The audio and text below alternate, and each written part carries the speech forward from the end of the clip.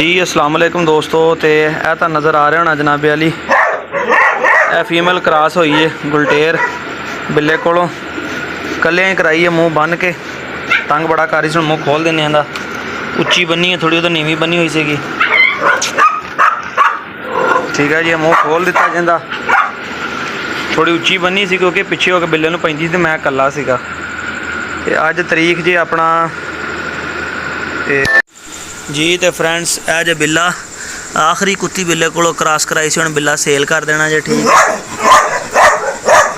बिल्ला हुण सेल कर देना जे। तो साजिद भाई की फीमेल वास्ते रोकया होया सीगा अज तक, इस करके मैं क्या ये क्रॉस करा दी अपने वीर की कुत्ती ये ना हो मुड़ के बिल्ला दे बैठीए, इस करके रोकया सी। फीमेल असीं चनियोड़ तो कट्ठे जाके लैके आए उदों की मेरे को ही है जनाब, उन्होंने मानत पई है साजिद भाई की।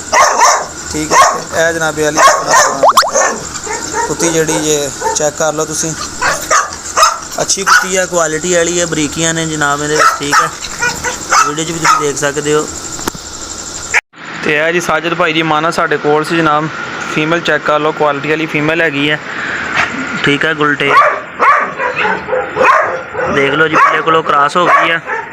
इस आखिरी फीमेल क्रॉस कराने तो बाद जनाब बिल्ला आप सेल आउट कर देना है। ठीक है साजिद भाई की कुत्ती वास्ते स्पैशल रोकया सीगा, नहीं तो मैं दे देना सीगा, इहदी वीडियो लगा देनी सी। ये 12 तरीक 6वां महीना 2022 रात 9:15 बजे का टाइम हो गया। ठीक है 9:15 कलाक का सेल खत्म होया, 9:15 बजे का टाइम हो गया। तो यह चेक कर लो तुसी। ठीक है यह बिल्ले को फीमेल क्रॉस होगी, तुहानूं बिल्ला भी दिखा देना है मैं। रॉकी तू भी जल्दी जल्दी जवान हो जा, देखदा की है।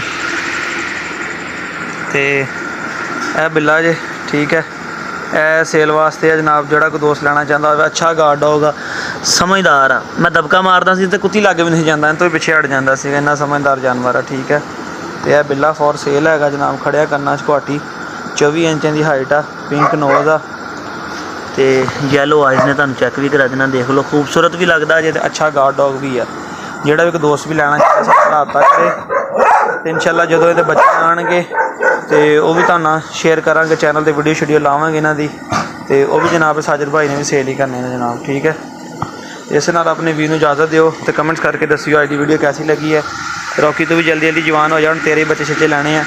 रॉकी अपना तैयार हो गया, अल्लाह खैर करे 1-2 महीनों तक सर्दियों तक इंशाअल्लाह फीमेल क्रॉस करेगा।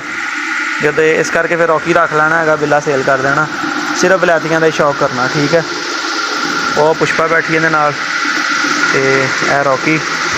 तो कमेंट्स करके दस्सिओ अज की वीडियो कैसी लगी, इजाज़त दे सुना अपने वीर नूं। गर्मी बड़ी है, गर्मी ने साड़ी भी बस होई पई है। ओके फिर अल्लाह हाफिज़।